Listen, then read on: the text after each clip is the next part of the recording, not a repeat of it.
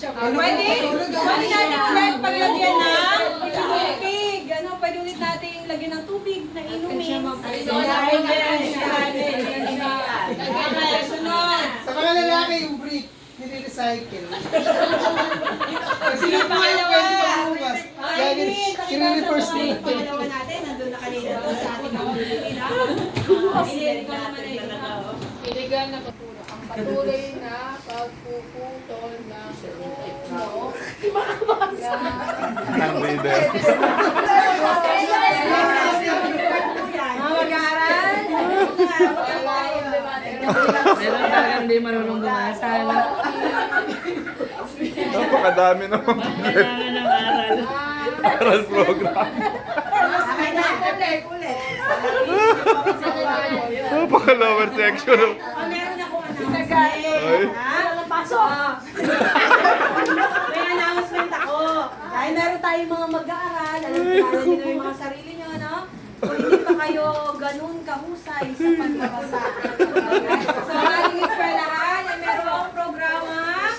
Aral Program. So, ito ay tuwing alas 12 ng tanghali. So, pwede yung hanapin yung ating coordinators, Ma'am Mejia. O kaya i-endorse ko kayo sa kanila. Ay, para matulungan tayo. Para mag-graduate yung lahat, tayo ay marunong na bumasa. Kahirap yung lower section. Record tayong lahat. Kayo pangatlo, ka nang babasa, baka napasok. Section 4 raw po. Polusyon sa hangin, tubig at lupa. Yan, isa rin sa mga maling nagagawa ng tao. Anong dahilan na bakit nagkakaroon ng polusyon? Ating mga katubigan, sa lupa at sa hangin. Ano sa palagay ninyo ang dahilan nito? Nagyoyosi. Ano yun? Ano ito? Mining! Ano po yung mga factories po na nagpo-produce ng mga usok? Sobra-sobra. Right? Masasama Factory usok ng- sa hangin natin yun. Sa tubig, paano napupulyute yung ating tubig? Magtatapon ng basura. Pagkatapon ng basura. Ayun naman ating lupa. So yung mga nauna natin nakita kanina na maling pagtrato ng tao sa kalikasan, yung iligal na pagpuputol ng puno, maling pagtatapon ng basura, ang nagiging resulta nito ay polusyon sa hangin, sa tubig, at Sa lupa.